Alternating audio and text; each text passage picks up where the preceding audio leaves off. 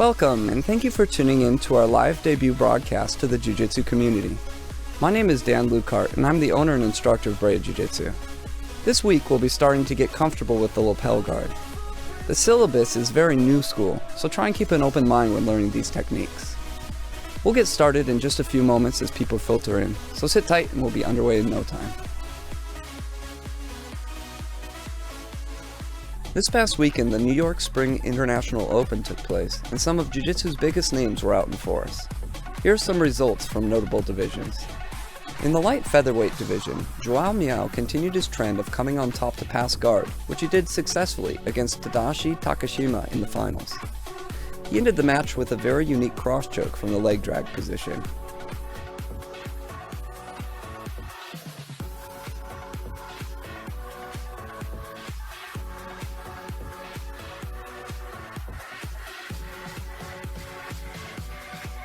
In the featherweight division, Joao's brother Paulo faced off in an all-star match against Cobrinha black belt Isaac Doderlein. No video has yet hit YouTube of the finals, but in this semi-final match against Marcelo Garcia's Joel Burgess, Mao was able to extract himself from Burgess's X-guard and single X, to apply a guard pass and take the back. Mao sealed the deal with a choke. Team Cicero Costa uses Brea Jiu-Jitsu as their staging ground for major tournaments, so we're very happy to see them once again on top of the podium. They woke up at 5 o'clock in the morning for a drilling session the day after they won Pans. In the middleweight and openweight division, rising star Dylan Dennis closed out the division with Marcelo Garcia teammate Marcus Tinoco and Min Shirkira respectively. In the middle heavyweight division, Murilo Santana submitted Gregor Gracie with a triangle in a three-person division.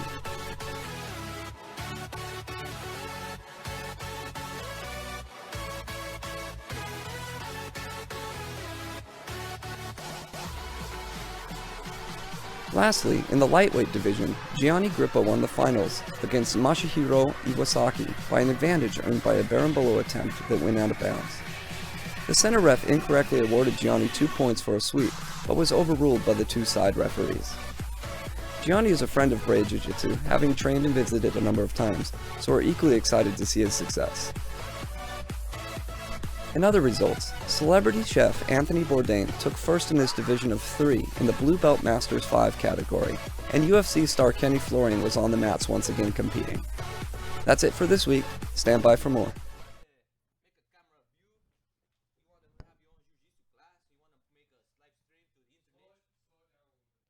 Brea Jiu-Jitsu offers a unique after-school program which provides homework assistance, chess and music classes, and both kids and kids competition jiu-jitsu classes.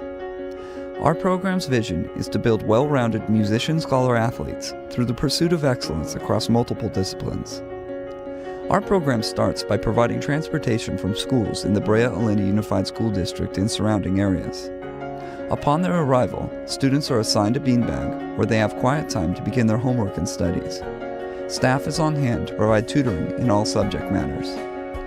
If a student completes their homework early, they have the option of practicing trumpet using an innovative silent brass system or playing chess quietly with another student. This time also allows for informal apprenticeship of chess and music. Students are provided with quality instruments so they may participate in daily music classes. These sessions guide the beginning musician through all facets of music and expose them to its art and subculture. An audio report card is carried for all students to document and monitor progress. Students are exposed to chess with weekly lessons covering opening theory, middle game tactics, and common in-game scenarios. Logic, forethought, and strategy are emphasized. Our Kids Brazilian Jiu-Jitsu class involves a conditioning session, high repetition drilling of basic movements, technical instruction, where techniques are broken down into detail and practiced by the student, and sparring, where the student practices against a fully resisting opponent. The Kids Jiu-Jitsu classes introduce the practitioner to the full spectrum of Brazilian Jiu-Jitsu. The Kids competition classes are an optional invitation-only class. These training sessions are available as the student demonstrates a desire and ability to pursue excellence in the field of Brazilian Jiu-Jitsu. Our competition team frequents all major kids tournaments and competes against the largest kids teams in the world. Competition is kept in perspective and used as a tool to test one's skills and to provide a vehicle for self-development and exploration. To find out more about our after-school program or how to bring Brea Jiu-Jitsu to your school, visit breajiujitsu.com/afterschool.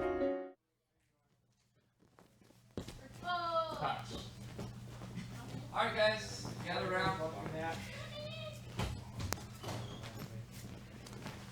Wilson, come on out. So today, what we're going to start is we're going to start with learning a little bit about the lapel, which is kind of, it's a controversial subject, actually, because a lot of people think that you shouldn't be playing in such ways. But it can really open up some doors that wouldn't be there otherwise. You can get good at positions that you were never good at before because being in these lapel type positions forces you to get good at them. So I'm going to loosely define, go ahead and stand over me here. I'm going to loosely define what we're calling lapel guard. We're just going to call this generic term starting when I have this kind of rope grip on his lower lapel and my feet are going to be on his biceps. Now, talking a little bit about the concepts here is that if he tries to pass in either direction, the lapel can get in the way. It can obstruct guard passes, and you can use a foot and lapel to recover. You don't want to have your feet too extended out like this. This can make you a little bit vulnerable to those throw-bys that I was mentioning. So kind of keeping your legs in a little bit. Now, when you have this grip, you can attack in any number of ways, and probably the conventional the simplest way to start would be to try and get into worm guard.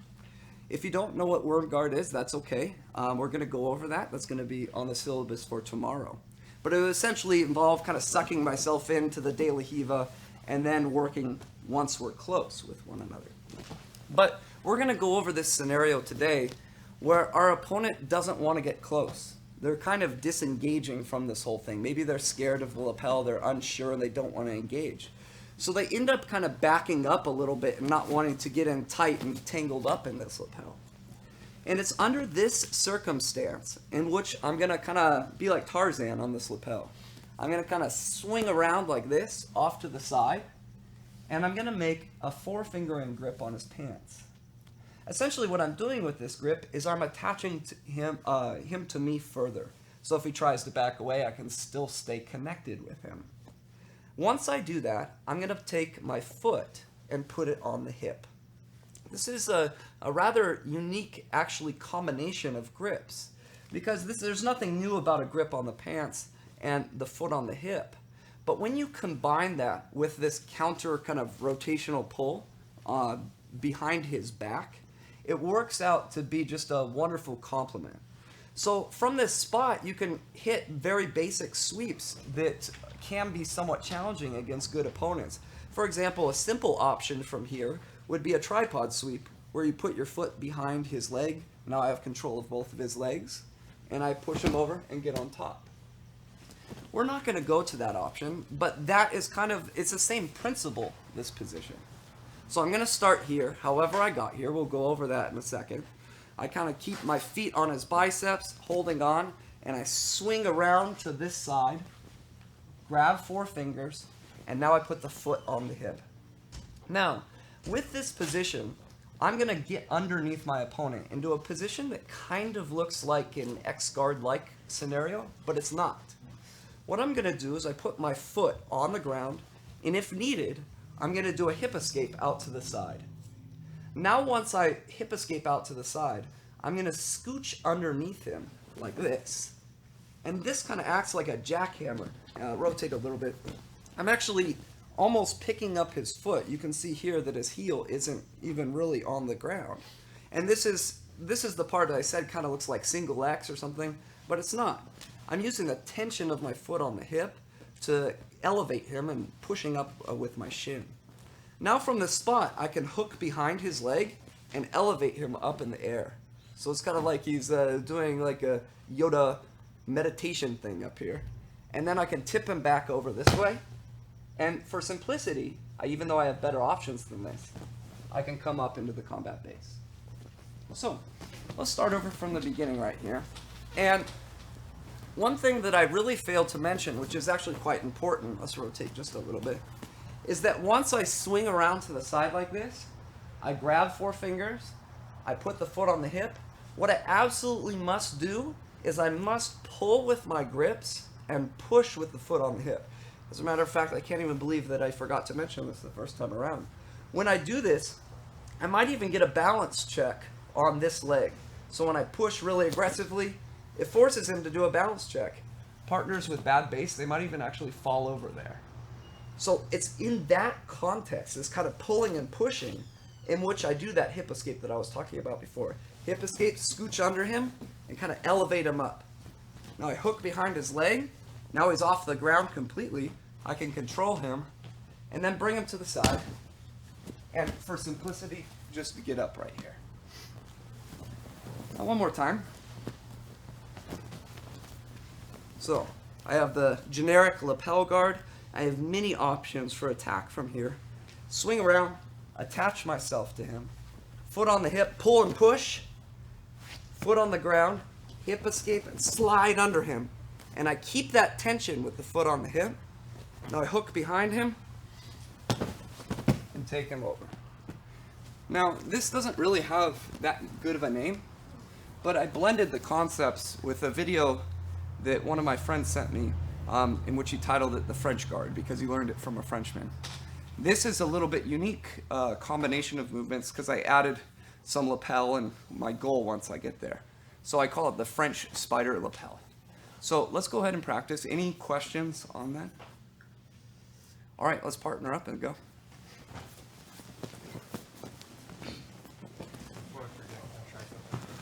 How you been?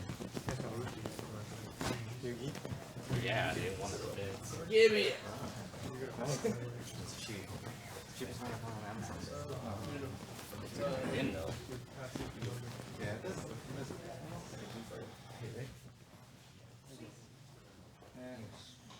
it's alright. As long as it's clean. It's doing here on Saturday, right? Yeah. Okay, so this is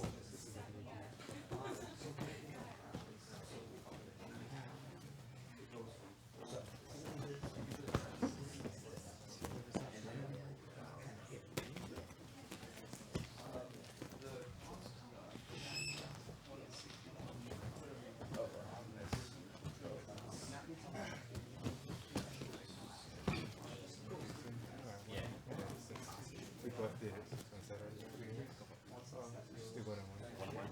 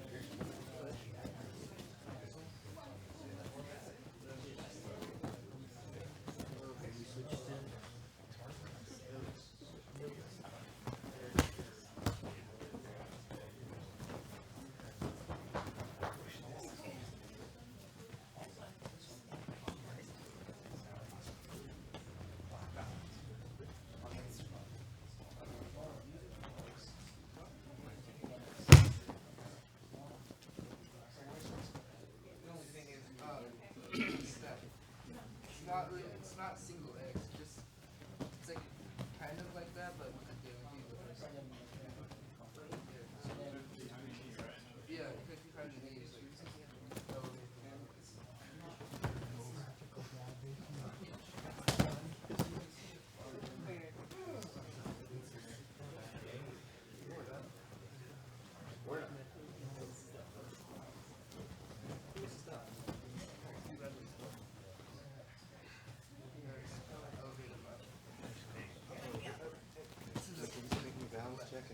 put it at where you slide it. Push. Pull.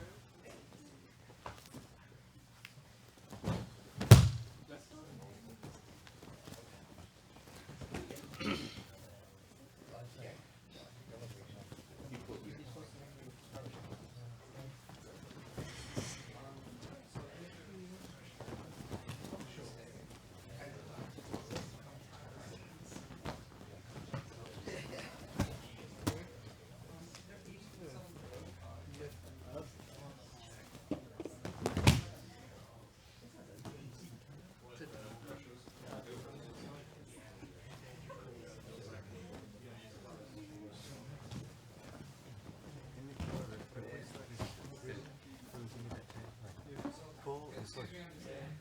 There you go. Yeah, make me at least lift my heel up. I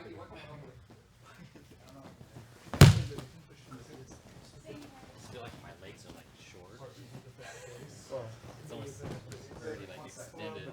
Still, I don't feel this. Okay. And then I don't really feel like you're hitting it in the head either. So.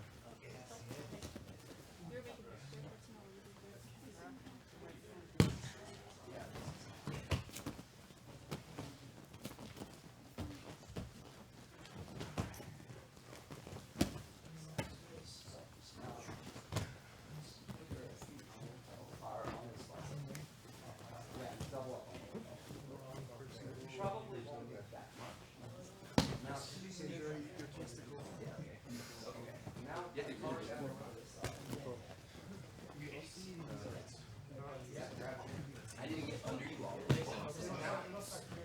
No, because we need to get there. And this is when he's trying to Since they can't get this. So, well, it's Then this. Yeah. So here, you'd like to tie up within the gear, even though the legs so far back. So, kind of Tarzan in. Good. Now what I want you to do is pull. Extend. Now from here.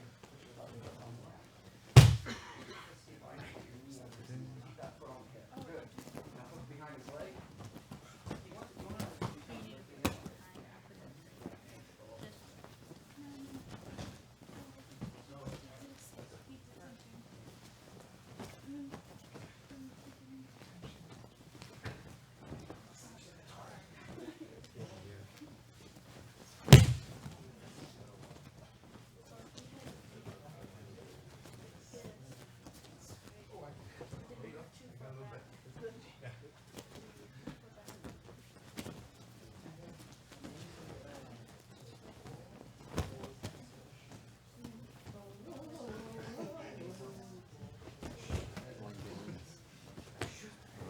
Too long.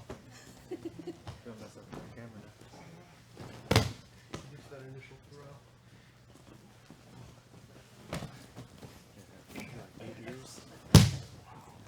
You could probably work, even when you slide underneath him, to kind of like elevate him up. You want him to be like almost like this on his foot. I feel like I'm trying to, but my legs are like Let me see. It wasn't terrible at all. short leg problems.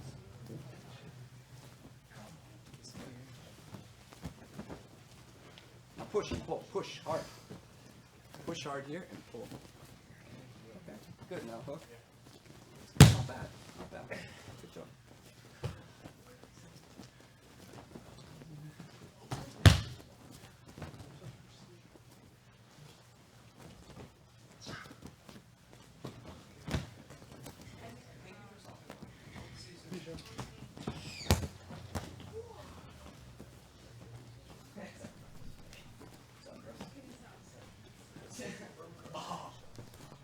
Okay, time.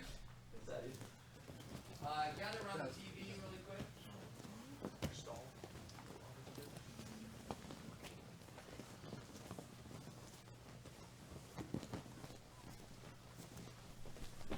So I'm just going to give you a very small example of Keenan Cornelius doing this technique.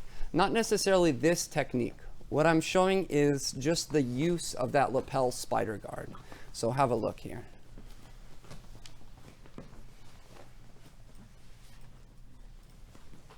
Well, I guess that didn't work. Apologies. Well, I had it all perfect for you guys. All right. Technical difficulties. Please stand by. Yeah, I'm nervous. People are watching. All right.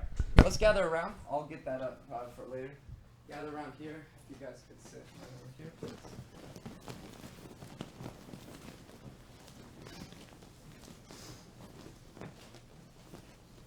Wilson, come on out.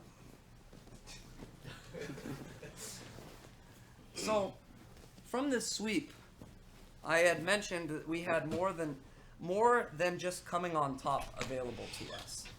So once I get this French Spider Lapel, hip escape under him, scooch my knee under, I put my leg under his knee, put my hook in, get him off the ground, and make him fall over.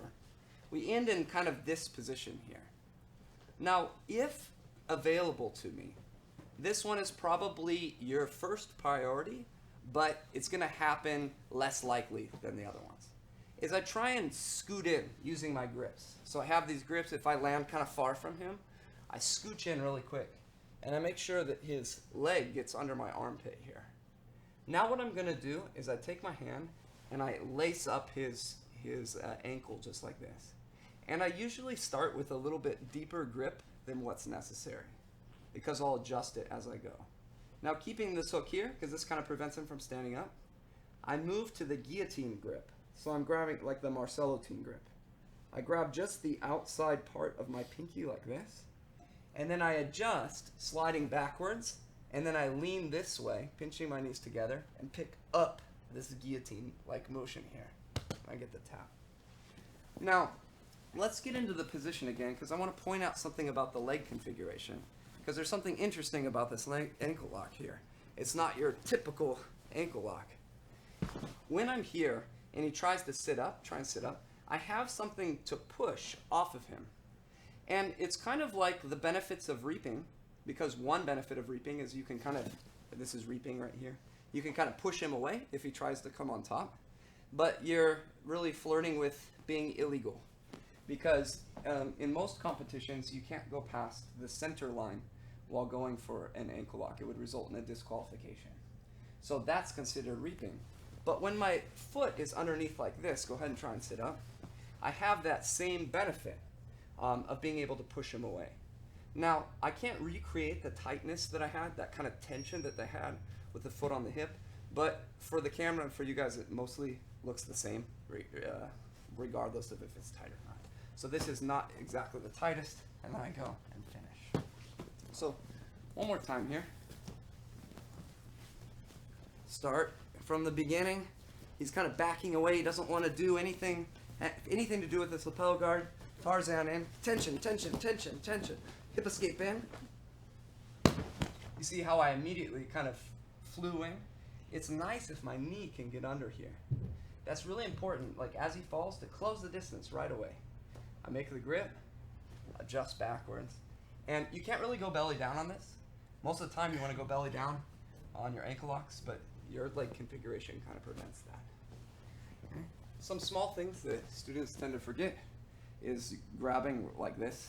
I saw a little bit of like some funky grips last time I taught this. Okay. Do you have any questions on this? All right, let's go and drill it.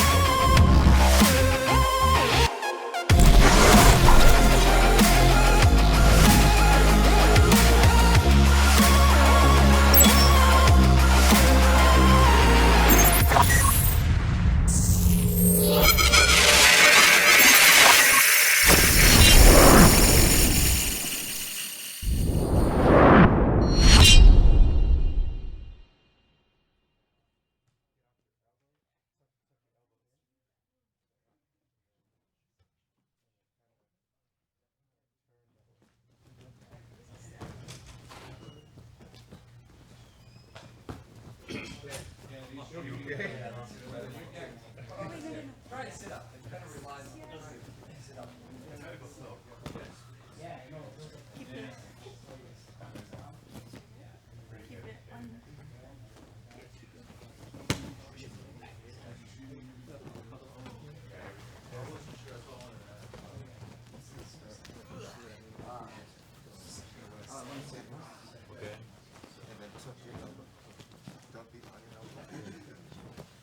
We'll start with the spider lapel.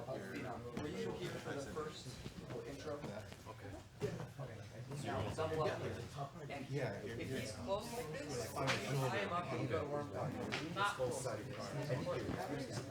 he's trying to get away. And now he has swinging. Got that hold. You're not holding hard enough.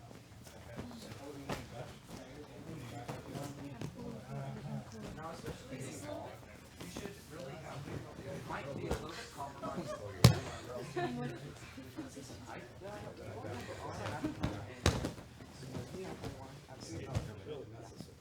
to make sure you have this before.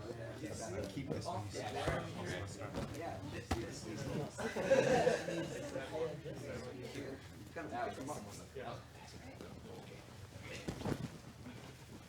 Then you have to Push. keep it up. Keep make sure this stays there. Pinky.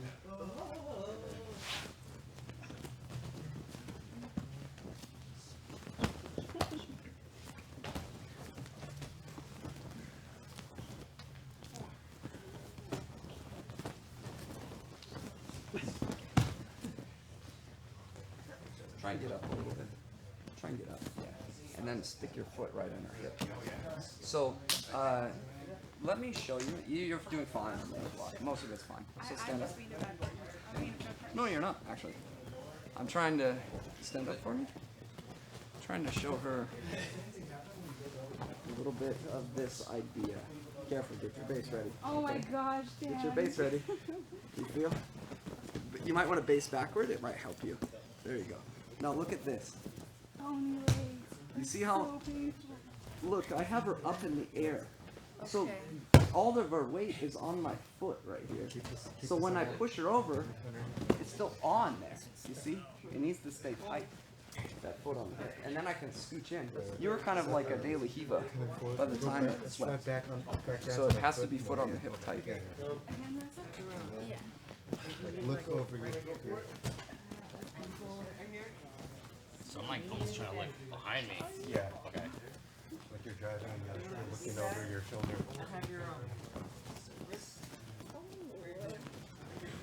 What was that?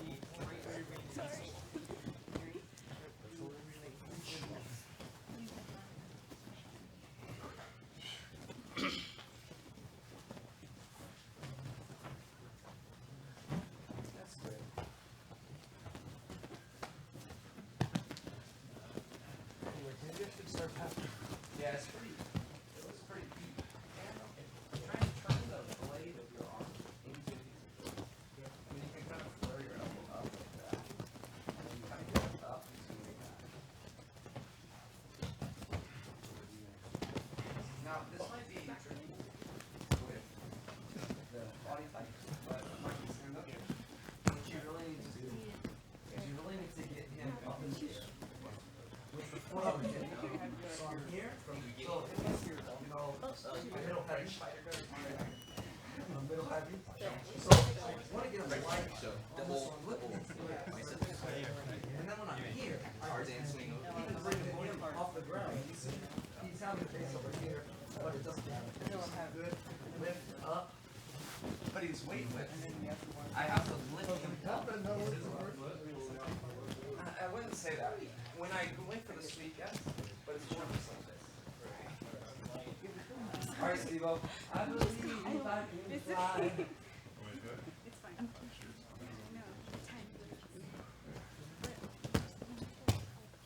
That, so the conditions in which you do this as opposed to other moves, you practice that. So we're trying to keep yourself attached. Now foot on, no. Foot needs to be firmly established on the hip. hard as you can and pull these as hard as you can. And you see how it's light even here? It's going to make it 50 times easier, well, yeah, not exaggerating at all, to slide it in. So with that tension, then put this on the ground. Yeah,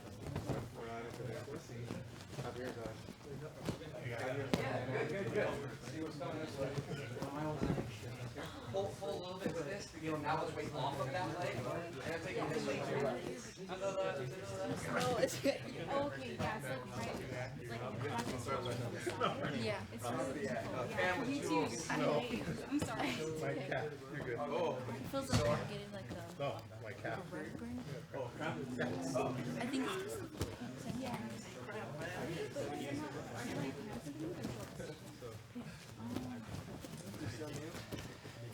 even if shorts.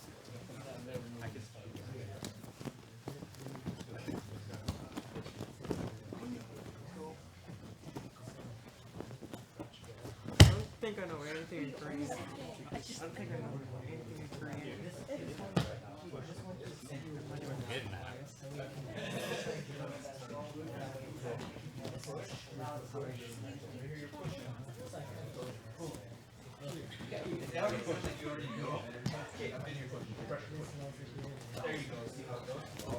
Okay, so I'm putting your leg on this.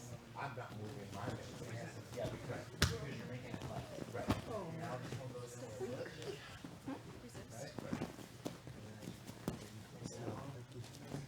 Try to come up.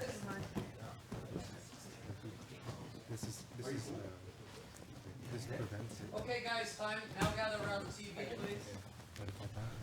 Figured it out. So this is back to what I was saying before.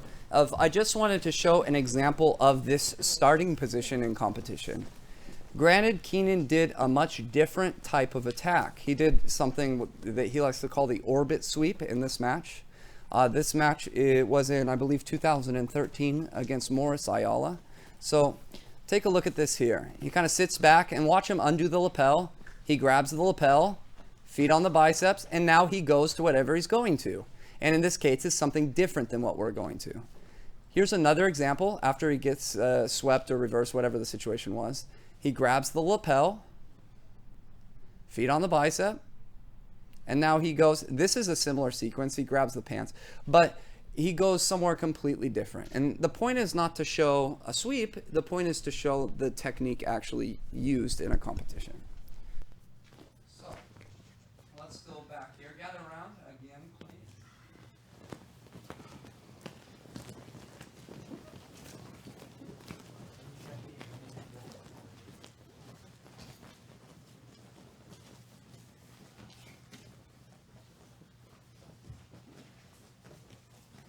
All right, Wilson, come on now. So this move is an interesting one.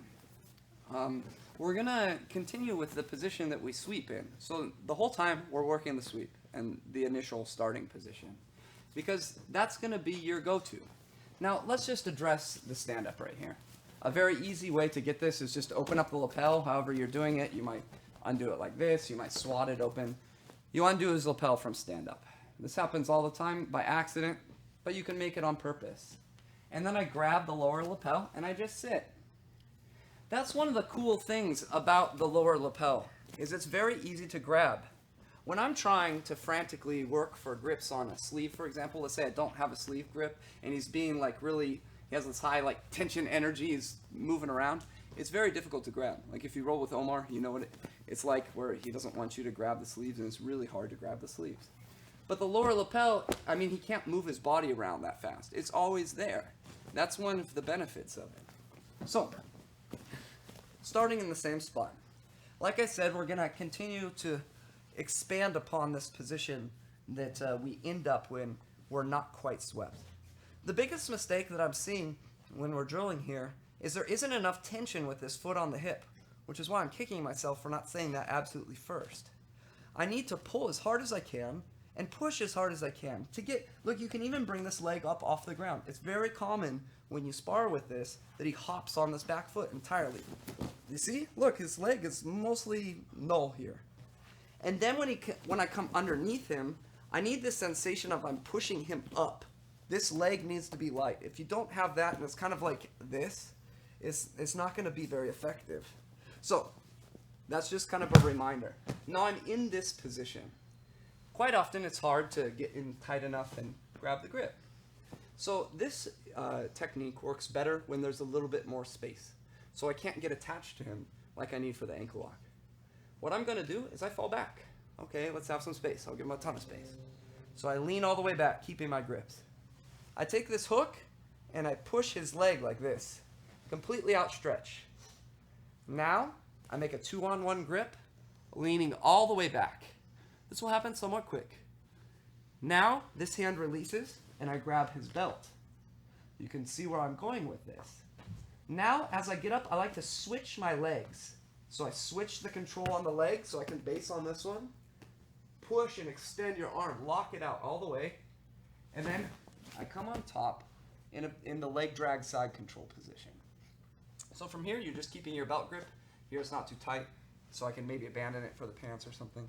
But you're picking his hips up, and you're just doing all the concepts of the leg drag side control.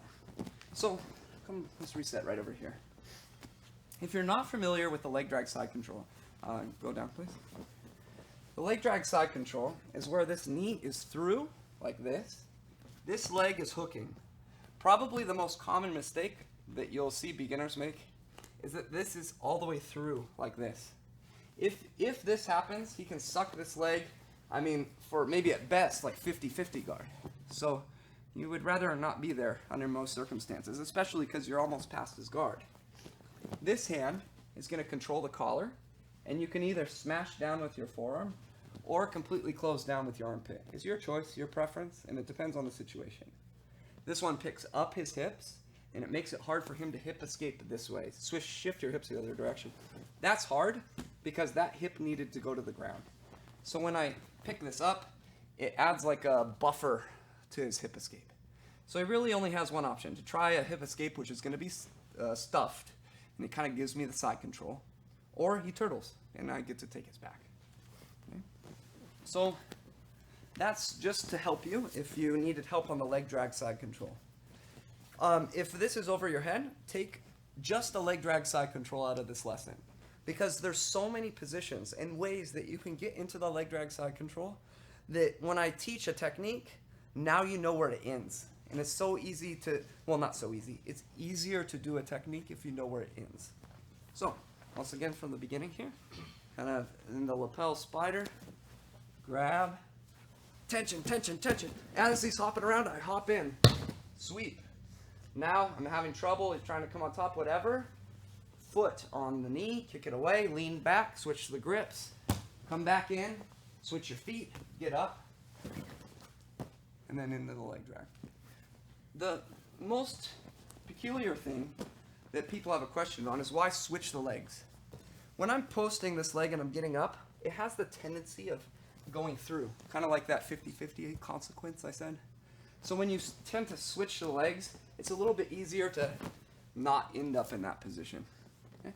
Last time. Lapel spider, maybe pulled it from standing. Tarzan in, grab, tension, tension, hop in as he's hopping.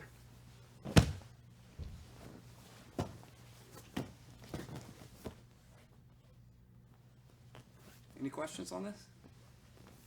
Online, if you want to ask any questions too, well, I'm responding to those, so I can address those. All right, let's go.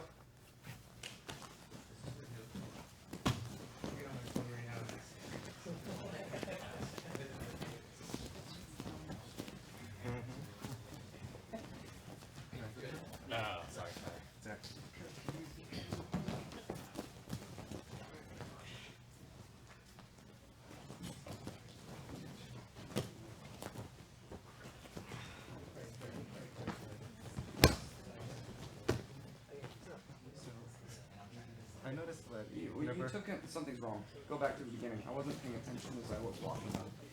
You need to take him to the left. So you should have ended over there. You ended on the wrong side, essentially. Yeah, but once you're in this position, if you pull this, now his weight is trying to come on this leg, but it's suspended. So that's why you get that floating sensation. Good. You don't need to do a shoulder roll even, to be honest. It's just kind of a turn. Okay? Now from first, yeah, I like to first get this, then let go all the way back. Because that's a beautiful leg drag. It's a flat surface.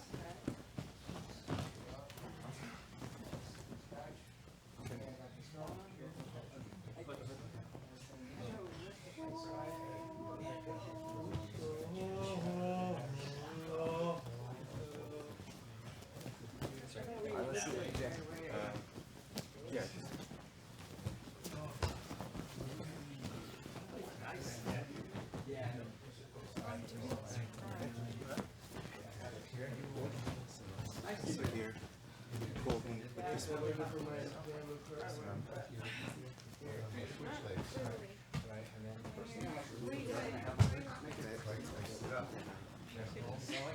Both hands. And then So you're down, clear my foot, all the way both back. hands. Lay down. Yeah. This makes it easy to pass out. And it's real quick. Put this foot on my feet.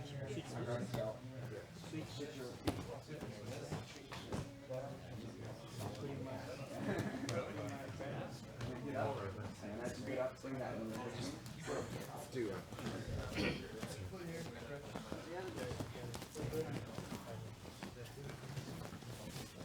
Get it under your arm.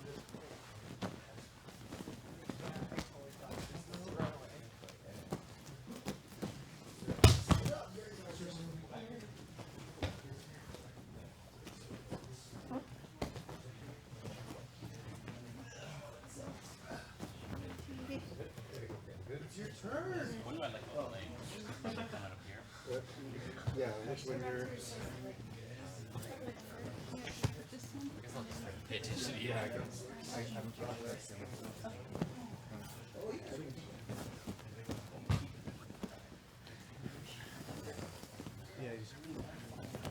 not too deep. It's like, yeah, so you just cover my head. Make sure it's like tight. That way I don't just, you know. Just yeah. Yeah, you're kind of lifting it up. This past weekend, the New York Spring International Open took place, and some of Jiu-Jitsu's biggest names were out in force. Here are some results from notable divisions. In the light featherweight division, Joao Miao continued his trend of coming on top to pass guard, which he did successfully against Tadashi Takashima in the finals. He ended the match with a very unique cross choke from the leg drag position.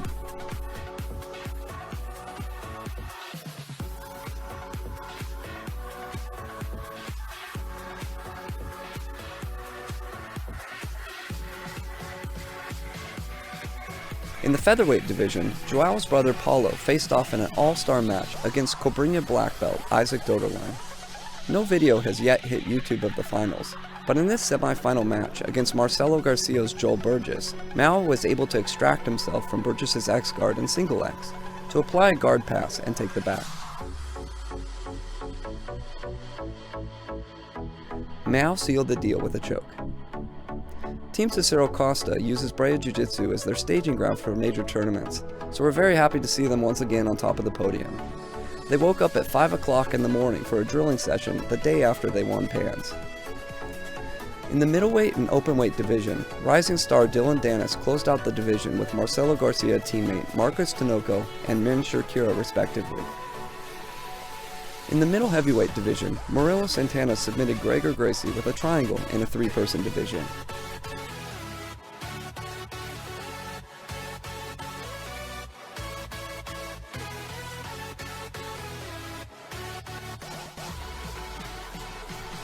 Lastly, in the lightweight division, Gianni Grippa won the finals against Masahiro Iwasaki by an advantage earned by a Berimbolo attempt that went out of bounds. The center ref incorrectly awarded Gianni 2 points for a sweep, but was overruled by the two side referees. Gianni is a friend of Brea Jiu-Jitsu, having trained and visited a number of times, so we're equally excited to see his success. In other results, celebrity chef Anthony Bourdain took first in his division of 3 in the Blue Belt Masters 5 category, and UFC star Kenny Florian was on the mats once again competing. That's it for this week. Stand by for more. Okay, so what we're going to be working on here is a simple reverse de la Riva pass, starting with the shield that he's going to have the knee going across. This can be a bit of a pain in the butt sometimes, and if I try to cut across here, just this in the way is always going to give me a little bit of problem. I want to try to close the distance. I want to completely clear this leg here. So what I like to do is I'm going to control the outside of his gi here. I don't like to control the collar because I feel like it's going to be loose, and also controlling the outside here. Once I clear his leg, will make it much easier to continue to control his leg and keep it out. So my right hand is going to control the outside of his gi here by his ribs, and my left hand is going to control the outside of the knee. A lot of people like to push down here, but for this particular move, I want to control the outside of the knee since we're going to be pulling it upward. From here, I always want to make sure I keep a low base. I want to keep my left foot up. I don't want to be bringing my left knee to the mat because now I'm taking weight off of him and I'm putting it more towards my knee here. It's easier for him to move his leg. So from here, I always want to keep up on my foot here and continue to drive forward. What I'm going to look to do is I'm going to be like doing almost like a towel snap here. It's going to be a very quick movement, but it's going to be very effective if done right. So from here, all I'm going to do is I'm just going to lift up and circle and bring my arm in and start being able to close the gap here. So all I'm going to be doing is I'm just going to go and close the gap. In that quick movement of lifting the leg up, I'm going to have the opportunity to bring my arm in between my body and his leg, and I'm going to be able to start closing the distance here and giving myself a better opportunity to pass. See, with this leg here, it's harder for me to cut my knee across, but now if I can clear it, I have a better opening to start cutting the knee through and looking to get to the side. So it's a very quick movement, but if done right, it's very effective. All I'm going to do here is I'm going to quickly lift up, and when I do that, his leg's going to start going out. I just simply circle my arm in and clamp down. So I'm going to drop down very low. You see now I have my arm in, tucked in tight. My elbow is going to come to my hip here. So if he does try to circle back around, it's going to be very difficult. He's not going to be able to do much with this leg. And if I want to, having this grip here, I can also use my forearm to push away and keep the distance here if preferred. Now from here, I'm going to continue to drive forward, drive forward. My first thing I'm going to do is I'm going to underhook with my right hand. Either I can post on the mat or I can control the back of his gi here. I'm going to start bringing my head close to his head here. And now my second arm, my left arm, is just going to grab above the above the elbow, controlling the tricep. I'm going to pull tight to my chest. Now from here, I'm going to start cutting my knees, sliding, sliding, sliding, until I come all the way past. But I'm not going to stop here. If I stay here, he gives him the opportunity to turn, start facing towards me. So what I'm going to do, I want to focus on controlling his hip. I'm going to start going backwards. So my hip is going to attach to his hip, and we'll circle, circle, circle, until I force him to turn to his side. I want to have control of his hip so he can't start turning back into me. Now, I start turning towards him, underhook with my left arm here, controlling the shoulder. And now to replace my hip on his hip, my right hand is going to come out, control his hip. Now I can come up to my knees here. So to start, when I'm here, I like to have my hip attached to his hip, forcing him to turn away. If I just turn up to my knees here without bringing my arm there, he's going to start turning back into me and start looking to replace the guard. So I want to keep him turned away. That's why as soon as I come to my knees, I'm going to replace my hip with my hand on his hip here. So once again, I'm pulling up. I force him to turn away with my hip to his hip. And now I'm going to start turning back into him. And before I settle, I'm going to bring my arm around, controlling the hip with my arm. And now I can settle in the side control with the pass. So again, from here, I'm not going to control the collar. I feel like this could be a lot looser, and also it's more effective just simply by controlling by his ribs here. From here, my left hand is now going to control the outside of the knee. I'm going to look to do a quick movement just to clear this leg here, because cutting across could be very difficult when dealing with this leg here. So all I'm going to do is I'm just going to lift up in a quick motion, and while I do that, circle my right arm in. And I'm going to drop very fast. I'm going to close my elbow tight to my hip here. Now, first things first, my right arm is going to underhook, either post on the mat, or you can control grabbing out to the gi here, keeping my head close to his head. And now my left arm is just going to grab above the elbow here. I'm going to start pulling tight to my chest here. If you can even use your head to turn away his head, make it very uncomfortable for him here, or if you want, you can post your head on the mat. Now I'm just gonna cut the knee all the way, keep going for the pass, but we're not just gonna stop right here. I'm gonna start coming back. Back, back, back, back, back, until I force him to turn. Once I'm attached to his hip and I forced him to turn, now I can start looking to turn back into him. My left foot's gonna go in front of my right. I'm gonna start looking to turn in. My left arm is gonna come underneath the head. I'm gonna control, make a grip on his on his left shoulder here. And now before I release the pressure on his hip, my right arm is gonna come around, control the hip, and now I'm gonna come up to my knees. Let's do one more time fast. So from here, he's got this annoying leg in the way, keeping me from being able to cut my knee. So I'm just gonna do a quick motion here.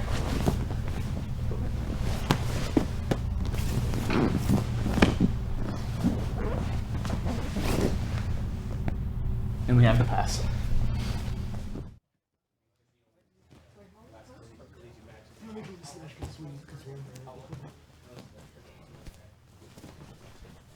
Okay, time. We're gonna do some specific training. So we're gonna start from the spider lapel. So see if you can get into this sequence.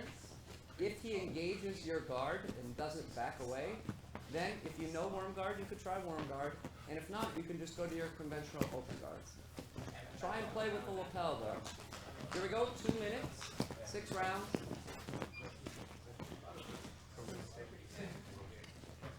Spider lapel. Belch. Okay, guys. The audio going out now?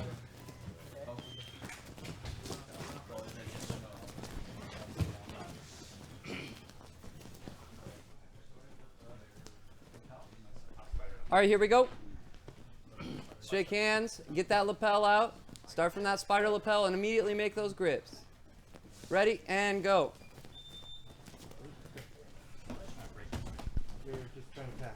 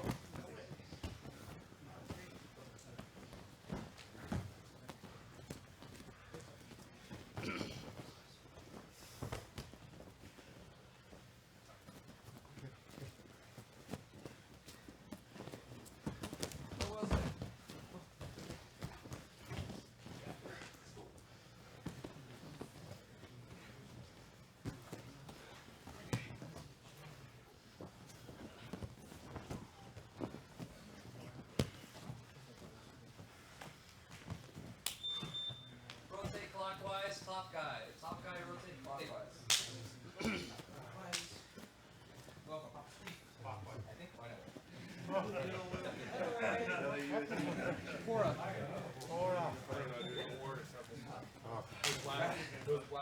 That's starting to probably hurts. Take it out, just one more. Just one more. Yeah. Just the knee. Like this side.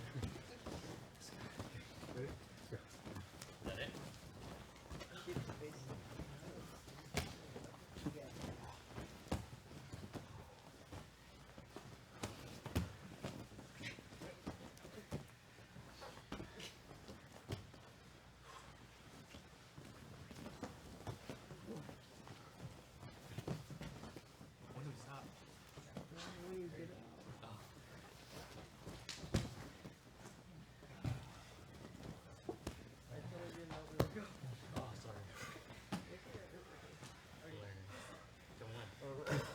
Do it. Ready? Do it to the audience. You should have pointed at the camera. Good. Next one, shoot. Go, go, go. Don't wait.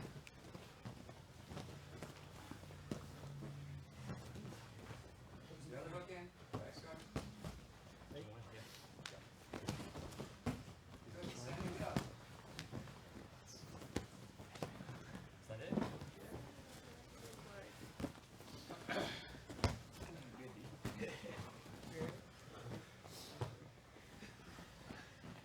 Similar? There you go.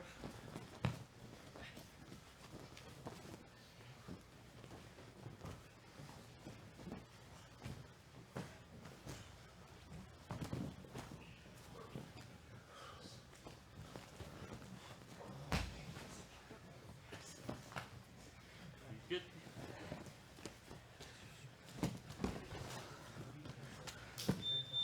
Top guy rotate. Clockwise.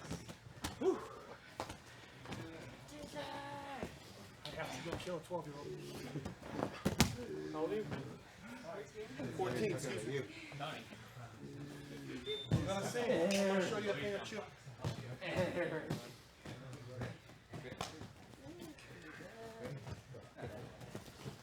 No? Start from spider. Oh. Yeah. Bicep, bicep. Ready? Wait, you don't get that? Go.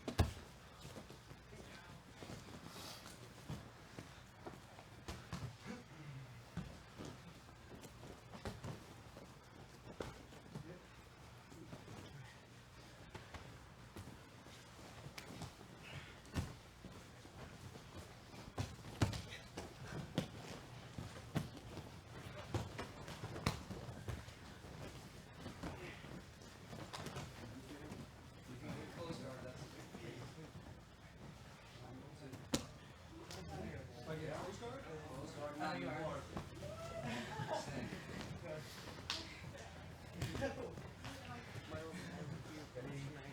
Cool. Good. Reset.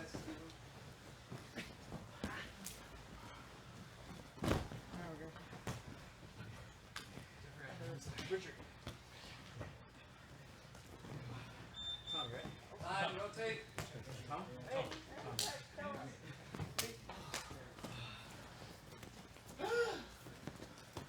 Is that it? Yeah, switched up the bottom. Yes.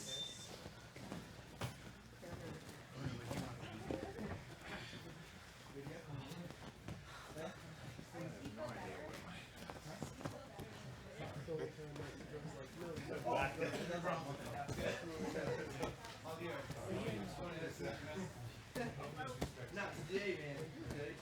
It's like. Oh, we're starting off like that? Okay. I didn't know. Yeah. I didn't know. Hey, Dad. Ready? Sure, go. Go. Bicep, bicep.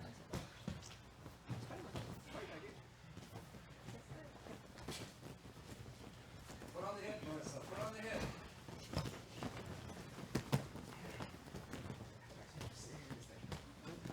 There you go.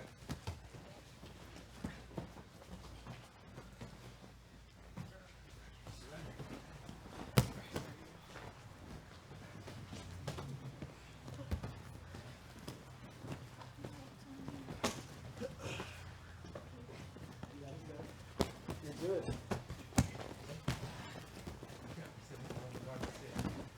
Oh, it's off his breath. It's all good. 2. Nice. Reset.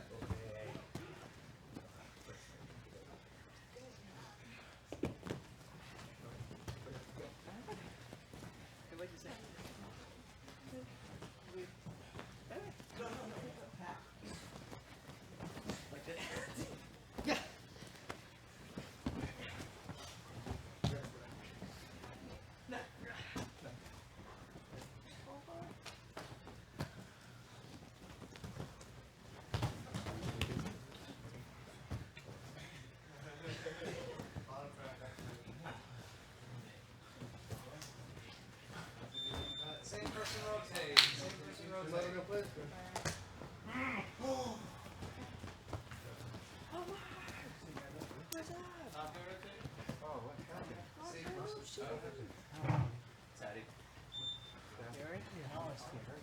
Feels loose.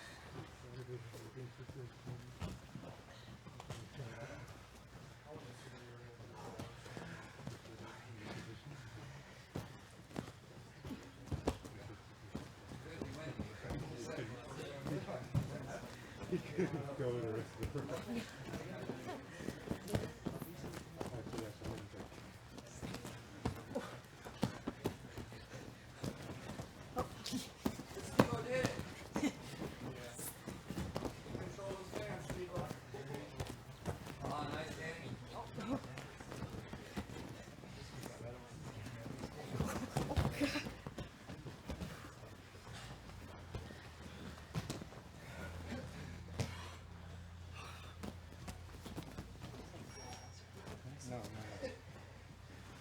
It's still get up. Same person rotate. Yeah, we're not even close.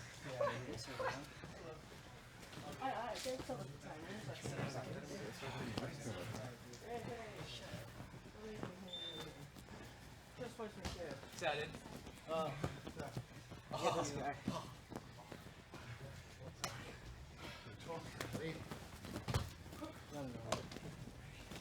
Give me it. You got it, man. What are you gonna do with it?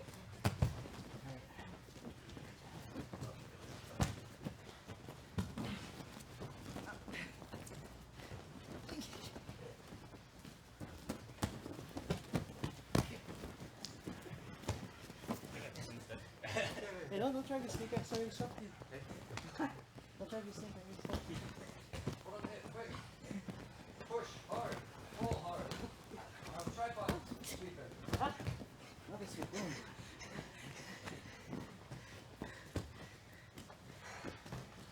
Boom. You get expert here. That was a good entry into the silhouette.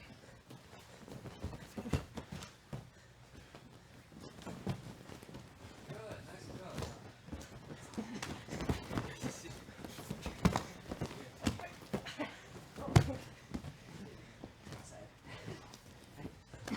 Look up. Look up. Look at my feet in. Go ahead, go.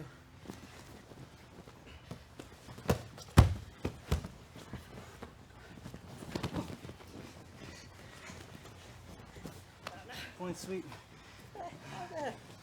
How's that?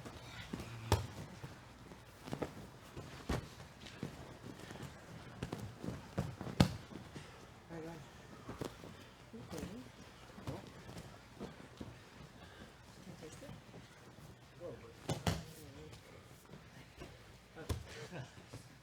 You alright? Yeah, I would target it. Kind of bonus, but No, I was gonna bump down still. There you go. Oh.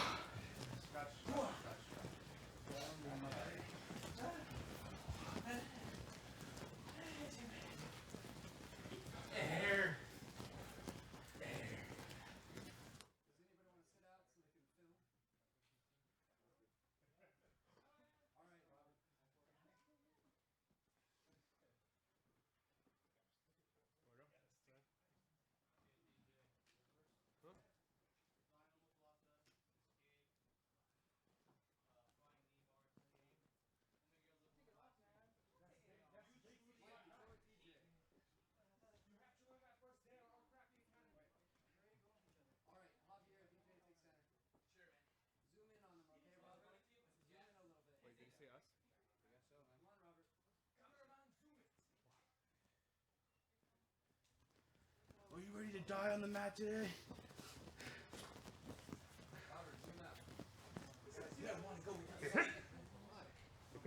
I'm DJ Jackson.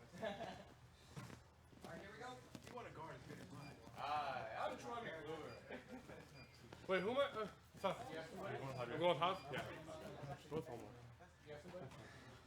Go with Omar. Oh, fine. I'll go next. Omar's a shark, dude. I wouldn't go with him. I don't like to go that guy. He'd be one.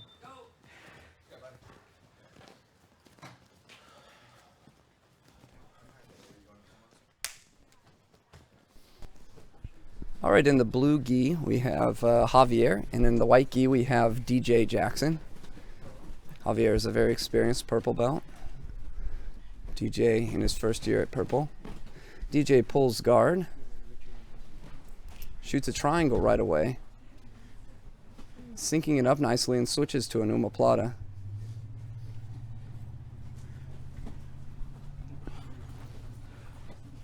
One thing he could try and do is potentially hook under the neck or even hook under the leg with DJ with his leg, something that you see Clark Gracie do a lot. In fact, actually, in the famous omoplata against Ken, he actually hooked the leg in a similar manner to break the posture and eventually get the finish. Javier trying to attack the legs, the position stabilizes in the 50-50. DJ tries to roll, finds himself in almost like a twisting knee bar. Not quite. Javier trying to torque the foot a little bit and get him to think about it. Gonna get a reset back in the middle, and how this would work in IBJJF is they would reset in the exact same position since it was stabilized.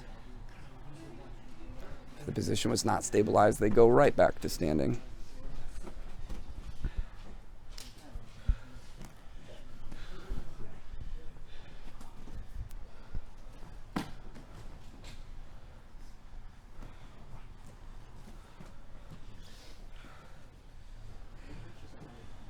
So DJ gets top position now.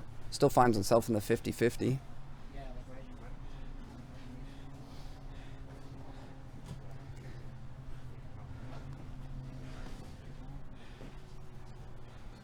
If I were DJ's coach, I'd tell him to go for the belly down ankle lock from 50-50 that we did in Friday's class. Just trying to work a cross face. Again, even at purple belt, many people have not got a lot of mat time on the 50-50. Something that a lot of people don't like to train for obvious reasons. At our academy, we do not frown upon heel hooks. We usually save the last round for a heel hook round, but that can vary as long as you trust your partners. Javier trying to roll into a knee bar. DJ trying to push away. Clear the knee line. The knee line does look clear. It looks like he's going to get out of this. Probably has a... Not quite. Didn't clear the knee line. Not a good angle to tell from that dead-on angle.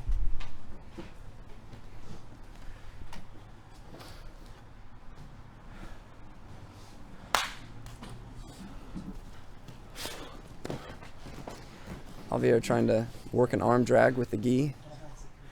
DJ establishing the hand in the collar, shoots, and he times it well. It looked like Javier was pulling guard. Javier switches to the lasso, half guard, trying to work a tilt sweep. Angle's wrong. He might want to try and use it to recover the guard a little bit. He can invert on an omoplata here, probably another good option. DJ circling his hand nicely out of the lasso, but finds his base a little compromised. Javier looking to attack the legs once again. Something that, in my view, all purple belts should be training knee bars and toe holds every single day, if not earlier at blue. DJ might want to grab his own shin with both of his hands, and he looks like he's going to get the knee bar here.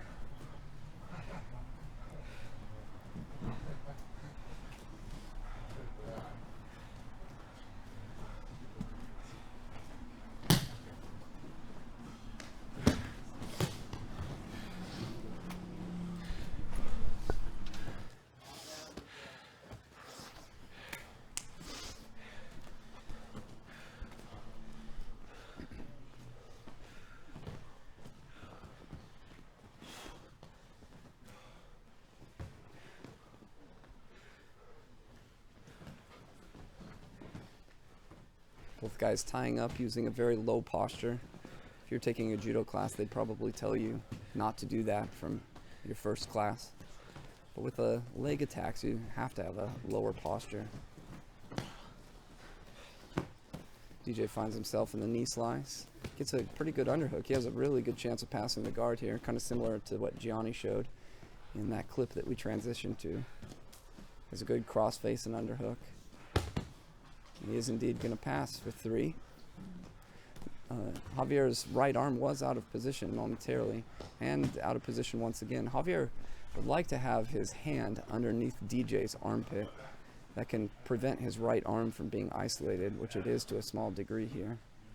Has to be slightly careful for your head and arm, for example. It'd be difficult to get from here, but case in point is that it's a little bit dangerous grip to make. DJ doing a good job of picking up the arm and getting Javier's back against the mat once again.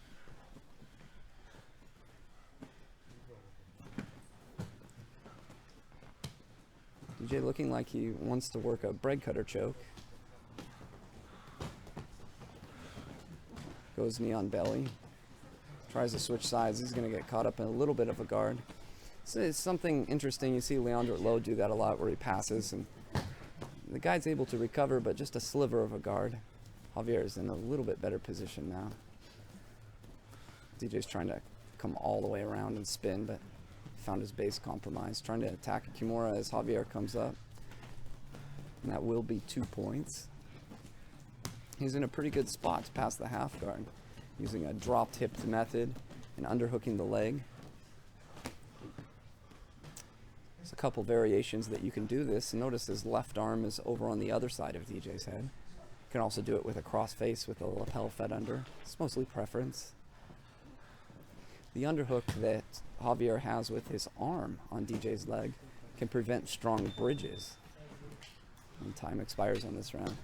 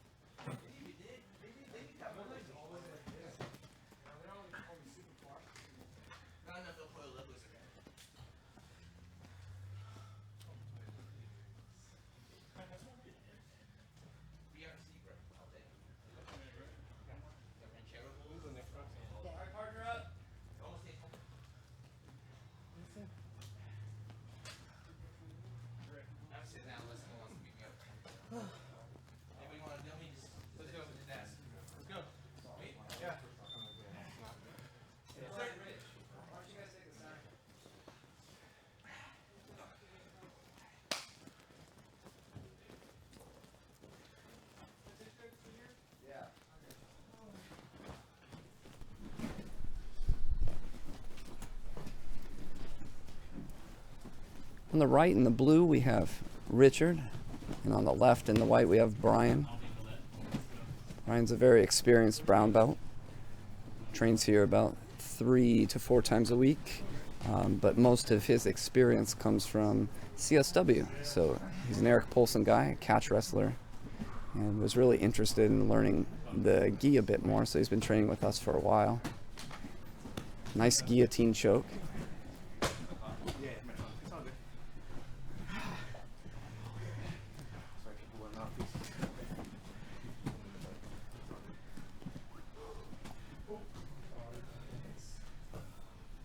So Brian was a junior college, wrestled in junior college, so he has that very strong wrestling base.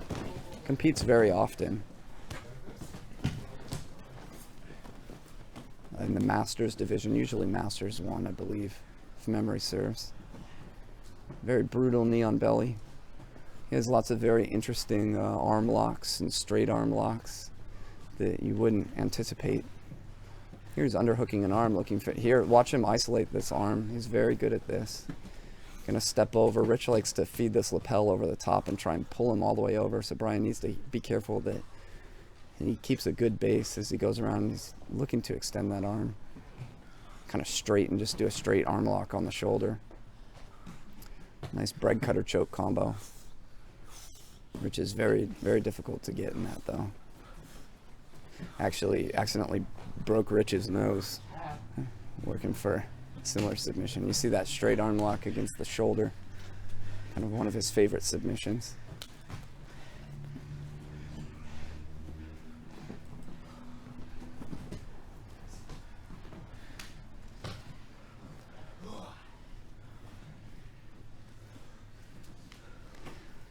If you're unaware of our location, we're pretty much close to CSW, so they're pretty much a bike's ride away. So some guys coming in from time to time. Brian is a regular though. Another nice guard pass into knee on belly with a tap. Or I thought it was a tap. Heard somebody else tap.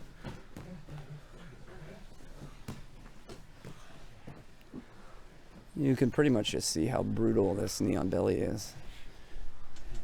Rich is not easy to control. Kind of a similar attack strategy where he has that thumb in grip working the bread cutter. Rich trying to make some grip on Brian's neck. Not sure to what end. My favorite knee on belly escape is the running man escape. Not quite the same as Salo teaches it in the University of Jiu-Jitsu, but very similar concept where you run away like the Homer Simpson style and then come back in with a hip escape, or you could go to turtle if you so want.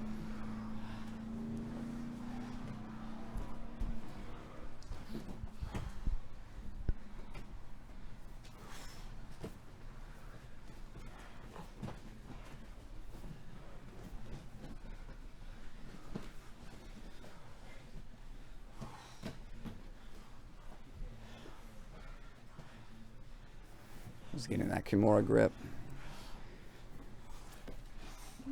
Now here to strip the grip, it's good to go left then right. Yeah, you see that left then right to strip any grips.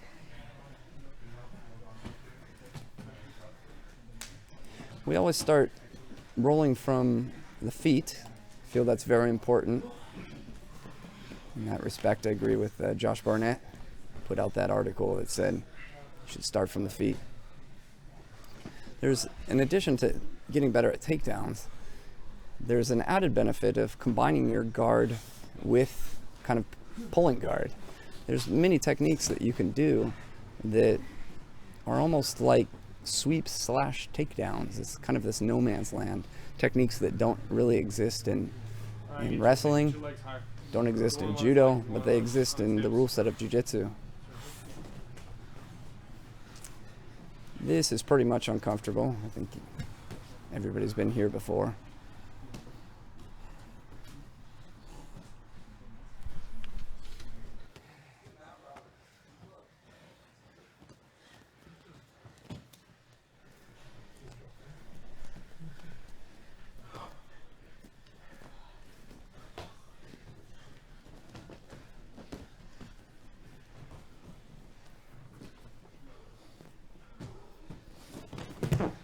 Rich tying a double leg, quick sprawl by Brian. He has the underhook with his right, turns him with it, and now he's going to turn this into an arm lock combo. Probably the same thing that we saw before. Tries to extend to get that arm straight. It's good technique if you haven't seen that.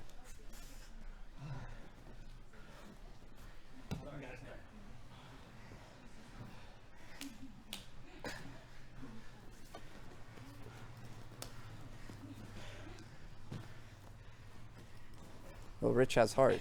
No doubt about that. Sometimes you're the hammer and sometimes you're the nail. So it goes in jiu-jitsu. About 40 seconds left. Tries another double leg. This time kind of on the knees, working a guillotine. Just kind of squat into it.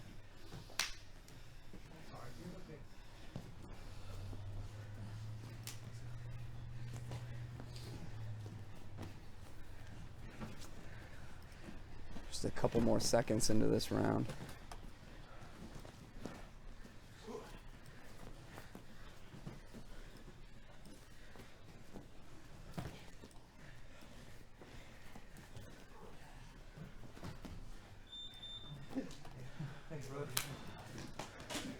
This past weekend, the New York Spring International Open took place, and some of Jiu-Jitsu's biggest names were out in force. Here are some results from notable divisions.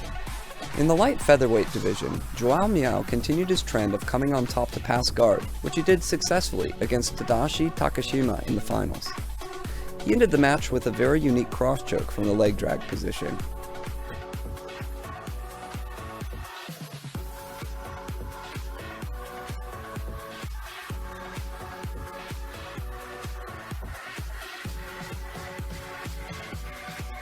In the featherweight division, Joao's brother Paulo faced off in an all-star match against Cobrinha black belt Isaac Doderlein. No video has yet hit YouTube of the finals, but in this semi-final match against Marcelo Garcia's Joel Burgess, Mao was able to extract himself from Burgess's X-guard and single X, to apply a guard pass and take the back. Mao sealed the deal with a choke. Team Cicero Costa uses Brea Jiu-Jitsu as their staging ground for major tournaments, so we're very happy to see them once again on top of the podium. They woke up at 5 o'clock.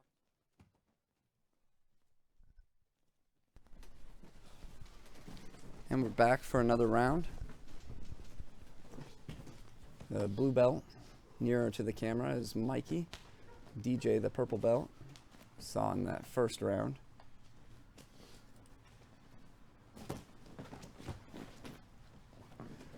DJ pulling into the De La Riva with the same side grip. Just comes on top with a punch sweep. Very similar style to Octavio Souza.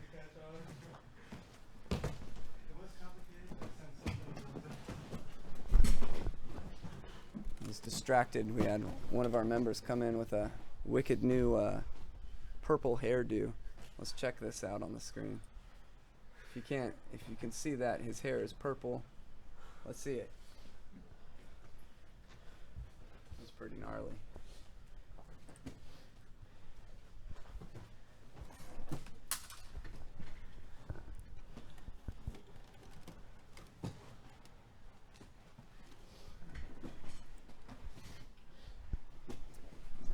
And back into DJ standing and opening the guard with a sleeve. If you notice, he prefers to switch the sleeve once he stands up.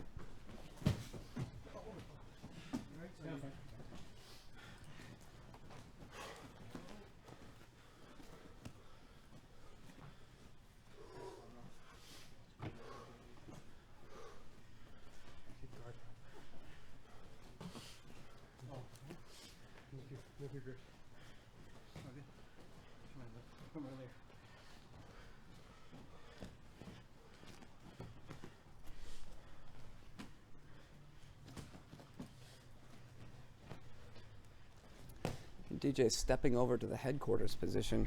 That's one of the most key moments in Jiu-Jitsu, is stepping over that leg from the De La Riva. It's just so common. It's equally applicable from collar and sleeve and spider. And you notice how DJ was able to compress distance. Now he finds himself right back into that same spot, stepping over the leg, starting a knee slice. Mikey turtles and he latches onto a front headlock. Trying to switch to a guillotine, similar to what we saw Brian do before. Didn't quite have the grip. Nice hook sweep out of it. Paro. That almost certainly would be a reset from standing.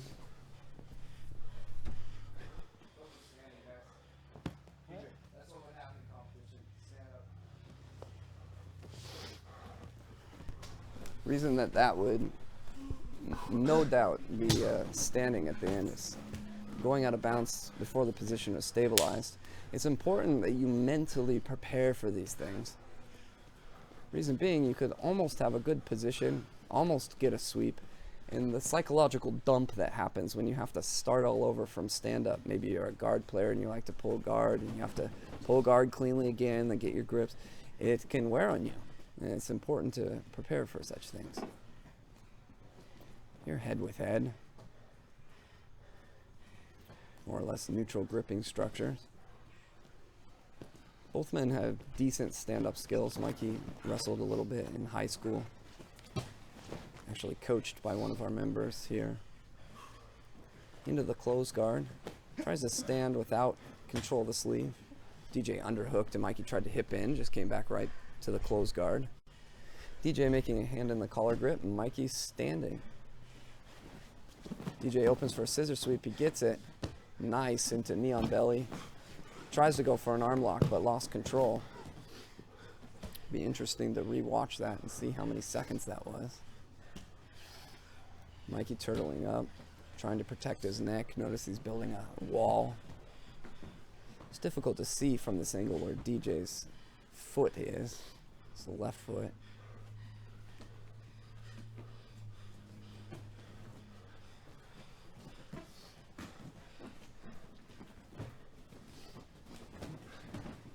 Got a single hook in, and two, Mikey's got to hurry.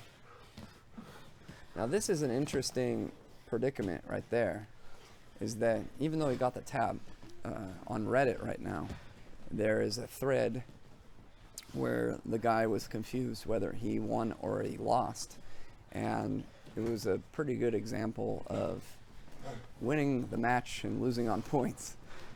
He was in many similar positions where he had the back, but just didn't hold the hooks. He went for an arm bar off of the back.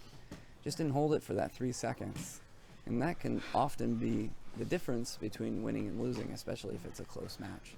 Sometimes you get the submission, as you did here, and sometimes you don't.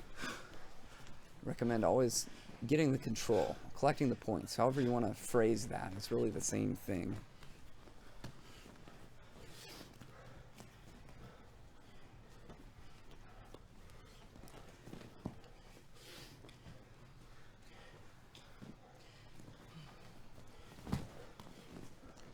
DJ trying to move him down a little bit with the snap down. Nothing too sincere though. Right here, if I was the referee, I'd be looking down at my watch. And that's something that a corner should always do, is notice when the referee sets his timer for the 30 seconds passivity call. So he can let the athlete know that he's on the watch so he can react accordingly. If you're in a very tight match, where it's going to be decided by advantages or decision, that's really important to know. So I always like to say he's on the watch to the athletes. Mikey is just able to push down on the leg. He's trying to get in a knee slice. DJ doing a fairly decent job at keeping distance with his left leg. Looks like he's trying to get collar and sleeve. Mikey's able to put him over to turtle. That'll earn 1 advantage point for Mikey. Mikey's using his left knee in between the knee and elbow of DJ, and this is mainly used, for chokes. It's an offensive turtle. For chokes and crucifix, we just tried to barrel him over, ended up in the half guard, and time expires.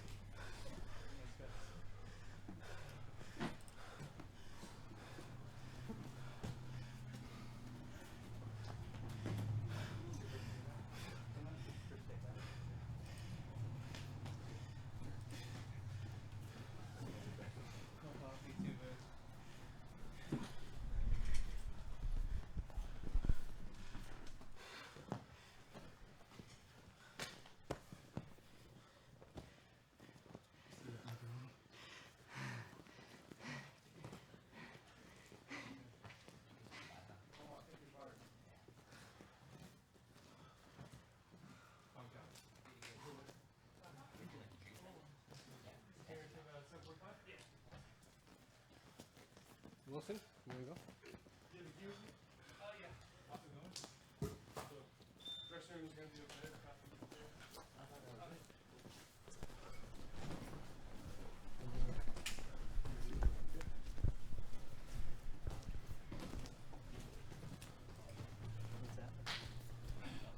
Next up in the blue gi we have Wilson, and in the black gi we have Omar. Wilson was a student of Checkmat La Habra, where he gained most of his experience, came here. One of our regular members. Omar, former Division I wrestler, very scary, pulls guard. It's one of the good marks of a Division I wrestler. I told him from day one if he learns the guard, he's going to be a killer. And he seems willing to put himself in more uncomfortable positions. Guard 50-50 he's trying to get here in order to progress. Nice inverted triangle. If he was competing, he would definitely not be pulling guard, however. And that's how you expand your horizons. Wrestled at UC Davis, Division I school. I was on the same team as Elliot Kelly, who you've seen very active as an IBJJF referee and competitor as well. Wilson has a very slow style, so when he's able to slow the match down, it works in his favor, and he can use kind of a more methodical grips.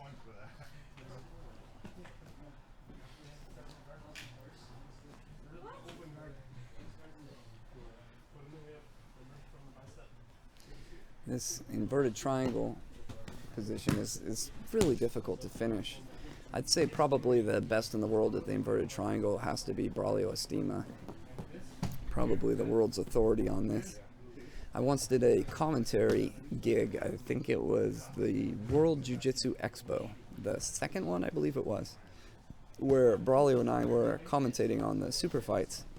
And in between one of the matches, he noticed, I think it was Joao Miao, somebody of note, and he had an inverted triangle, and he was there after the match giving him advice on how to finish it. It was cool stuff. I hadn't seen it before. So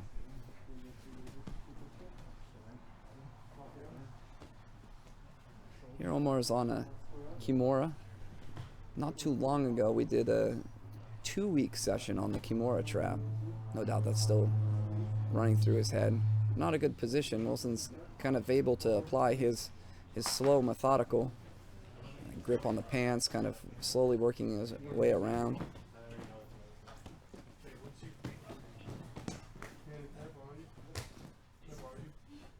Now here is where Wilson does not want to be. He does not want to be under Omar.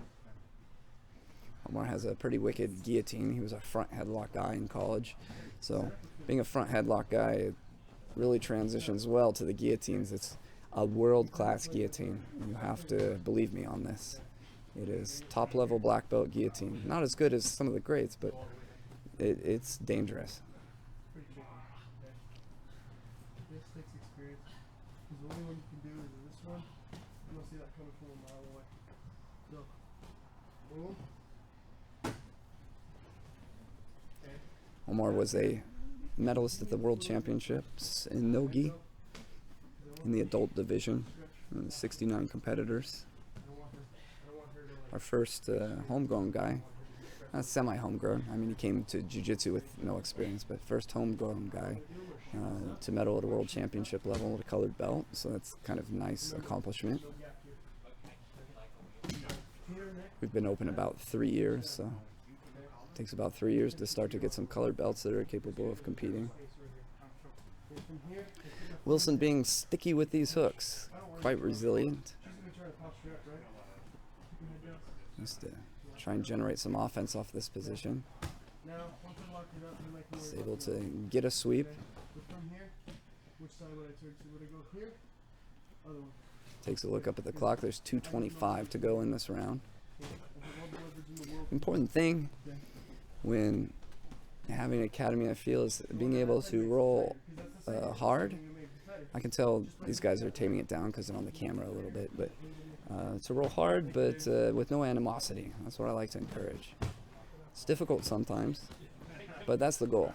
Training very hard, getting good 45 minutes of live training in, whether that be specific training and rolling. See, today that we did 15 minutes of specific training. Sometimes we'll just omit that and just do the sparring. It depends on the day. But since we introduced a new concept entirely, which was that spider lapel, a lot of people are going to be unfamiliar with it. And if they just try and spar with it right out the gate, they probably will just get past and not be in that position for the rest of the roll. It's an important part of developing those skills in the beginning stages. Some people actually consider specific training part of drilling. how to finish kind of in between on that. and not moving your hips. It's like, so, Omar materializes on side control and steps over to mount. I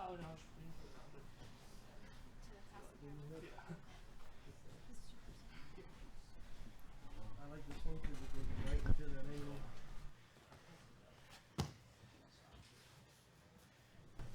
I'll show that one. I'll show another one.